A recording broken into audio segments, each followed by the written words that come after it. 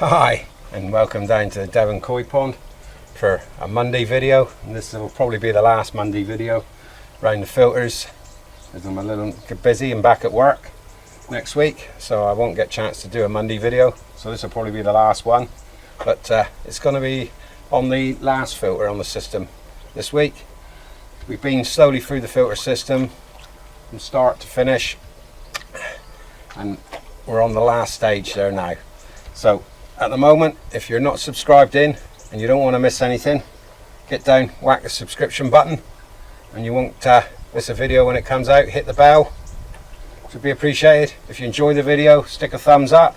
If you don't enjoy the video, give it the thumbs down. Thumb, happy with whichever way it goes. So down here this morning, the sun's out at the moment, but not very nice day given. Give thunderstorms coming in around 10:30, 11 o'clock. So thought I'd get this video put out and filmed before it does.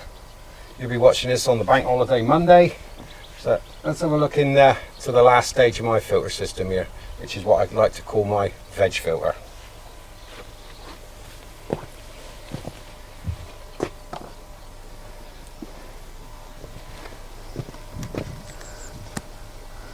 I'm still seeing an improvement of the colour of the water. It's still got a tea tinge to it, but it is getting better. Still not sure if it's the foam fractionator or the activated carbon in the pond system doing it, but it's getting clearer. We've got a pond temperature down here today of... Hello, that's got to be wrong. What's going on there? 10.949. No, that's definitely wrong. That needs looking at. Okay, we'll go back to that. So, this is my veg filter over here. As you can see, the lilies have gone absolutely nuts. Plants at the back have taken a battering. The storms we've had, beating them down. They need a trimming. But carrying on from the last of the filters in the line down through here the other day, we have the two moving beds, then the fixed bed with 80 kilos of grog in that one. I've got a tub in underneath the pipe where it enters the pond that's slightly higher than water level. It's got holes in the bottom, but that has another 40 litres of 40 kilos of grog in it. The water goes into the top of that. Some of it comes out through the holes in the bottom, but the holes aren't enough for it all to come out, so some comes over the top, so it permeates through that. I've got the box growing grass on top of grass growing on top of that. I've got the monkey's face, as I call it, Mimbulus nimbulus, and you can actually see the root system on that. That really gobbles out the nitrates. The grog in there, being static, should give a good home for anaerobic. It's also the place probably with the least oxygen. And I've got my 4 tubs down here. Sorry, 8. They've got another 40 kilos in, and it's just starting to spit with rain. Instead, I was trying to get this video done before it comes in too bad.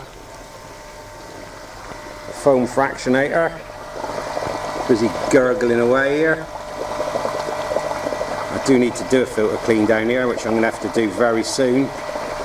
Hopefully the rain will stop long enough for me to get it done. I've got another little problem rearing its ugly head here again. I've got the return of the blanket weed. I'll pop this in a video in a week's time or 2 weeks' time. I don't know what to do with it this time, but as it just so happens, the Answer filters deal quite well with blanket weed. What seems to happen, because it's a constant swift as it goes round, it puffs and moves it a little bit each time. This slowly builds up until it gets to a big enough ball that it just drops off and sinks to the bottom.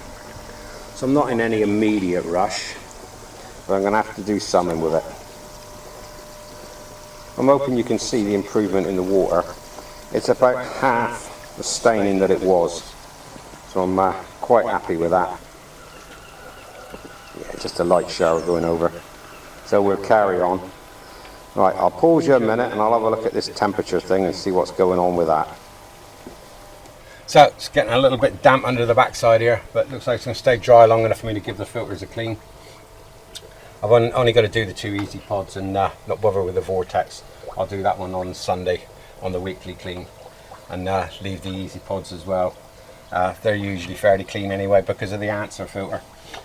Right, so that's the last filter in the system I got down here, the veg filter. Full up with plants and Alpha Grog baskets in the bottom. I've got air lines between the baskets and in them, but they aren't blowing loads of fine bubbles. They're blowing just a big pop of air every now and again, and it moves the water around within the grog. Rather than trying to aerate it, I just want the water travelling through it, because it's good material grog, it's nice cheap media, but the surface area on it, it isn't like a poor surface area. So you're trying to grow anaerobic on it that doesn't require a lot of oxygen and will eat up your nitrite. That's what I'm trying to do with it, so you don't want too much air around it. But that's the last in the filter line. Like I say, I'll do one more video on this pond filter system through, but the last one will probably be on the full build of the pond, why I built a pond of this size, why I went for this size, and what you get out of the pond filtration wise as well as your filters. This is an important thing in the pond that is also part of your filters. So from down here in Devon, where it's clouded over and it's going to rain, thunderstorms, been terrible all week, loads of rain, the only ones that I minded it are the fish. That said, I suspect the pH and KH is a little bit sideways.